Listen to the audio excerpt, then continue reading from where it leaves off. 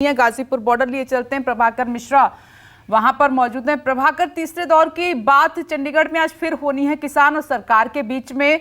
क्या ये 2 साल पहले की स्थिति आपको नजर आ रही है? पहले भी एक तरफ प्रोटेस्ट चल रहा था, दूसरी तरफ बातचीत भी चल रही थी और बातचीत और प्रोटेस्ट इतना लंबा हो गया कि 1 साल खिंच गया। इस बार की स्थिति क्या नजर आ रही है? क्या हालात संभल जाएंगे या फिर हम फिर से 2 साल पहले की तस्वीर देखेंगे?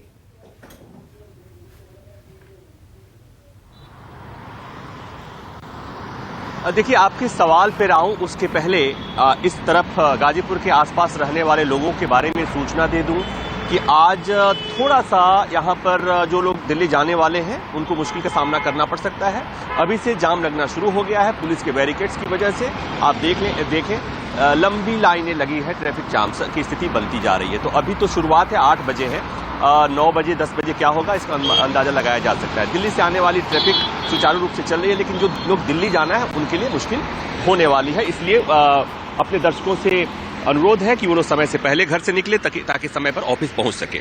अब बात आती है आपकी जो सवाल है विपनेश, हम पहले से इस बात को कह रहे थे कि अगर ये आंदोलन लंबा खिंचेगा तो जो किसान संगठन इसमें शामिल नहीं है उन्हें भी शामिल होना पड़ेगा, उनके पास विकल्प नहीं है। तो उनकी भी तैयारी शुरू हो गई है, अनाउंसमेंट हो गया है। भारतीय किसान यूनियन उग्रहा ने भी ये ऐलान कर दिया है कि किसानों के साथ जो रवैया सरकार अपना रही है ऐसे में वो टोल बंद करा देंगे। और चौधरी ने भी कुछ ऐलान किया है। तो कुल मिलाकर ये कि जो किसान संगठन बाहर है वो इस आंदोलन में शामिल होने के बारे में विचार कर रहे हैं, पहली बात। दूसरी बात कि सरकार को इस बात की जानकारी है और सरकार को इस बात का अंदेशा है कि अगर ऐसा कुछ होता है तो बात बढ़ेगी। इसलिए 2 राउंड की बातचीत के बाद तीसरे राउंड की बातचीत फिर चंडीगढ़ में होने जा रही है। और मुझे लगता है कि ये दोनों चीजों को समझने की जरूरत है। एक तरफ सरकार को भी पता है कि मामला लंबा खिंचेगा तो किसान संगठन और जुड़ेंगे और आंदोलन फिर पिछली तरह से लंबा चला जाएगा। लेकिन इस बार की स्थिति थोड़ी सी अलग इस लिहाज से है कि किसान संगठनों, जो किसान आंदोलनकारी निकले हुए हैं पंजाब और हरियाणा से, उन्हें भी इस बात का एहसास हो गया कि इस बार की दिल्ली दूर है, इतना आसान नहीं है।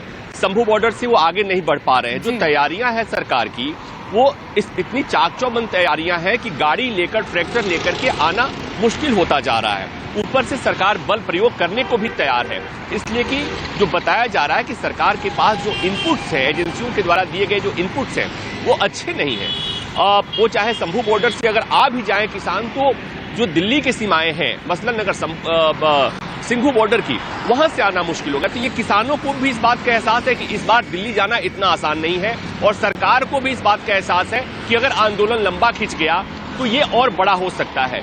सामने लोकसभा चुनाव है, तो ऐसे में जो आज की शाम की बैठक है, तो चंडीगढ़ में एक बार फिर बैठक हो रही है, तीनों सरकार के मंत्री एक बार फिर चंडीगढ़ जा रहे हैं। तो ये कहा जा रहा है और ये उम्मीद लगाई जा रही है, कम से कम मैं भी उम्मीद लगा रहा हूं कि आज शाम को कुछ न कुछ सकारात्मक बातें होंगी और ये उम्मीद की जानी चाहिए कि आज समाधान निकल जाएगा। अगर समाधान नहीं निकलता है तो जैसे मैंने कहा कि पिछली बार की तरह, जैसे यहां पर मैं जहां हूं, अभी यहां कोई किसान नहीं आए हैं, लेकिन जाम की स्थिति बनी हुई है। आंदोलन लंबा खिंचेगा तो ये वही जगह है जहां यूपी और उत्तराखंड के किसान संगठन आकर बैठे थे पिछली बार। अगर उन्होंने ऐलान कर दिया, अगर वो लोग इस आंदोलन में शामिल हो गए तो गाजीपुर बॉर्डर के हालात पिछली बार की तरह हो जाएंगे। बाकी बॉर्डर्स की हालत आप देख रहे हैं। प्रभाकर, मैं आपके पास लौटूंगी, आप बने रहे हमारे साथ। आप कह रहे हैं कि चंडीगढ़ में जो आप बातचीत होनी है उसमें आपको कुछ सकारात्मक नजर आ रहा है। खैर, शाम तक का इंतजार कर लेते हैं कि क्या पॉजिटिव बातचीत होती है।